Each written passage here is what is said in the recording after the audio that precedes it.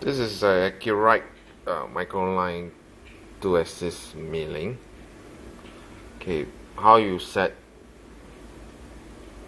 the milling counters to lathe or lathe counter to milling setting resolutions. Turn on the switch.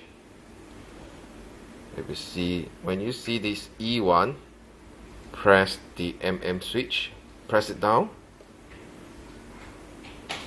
until you can see it show milling. If you need to change to lathe, press the X-axis button and you will toggle to lathe, and press one more time, it become milling. So when you've done, press enter button,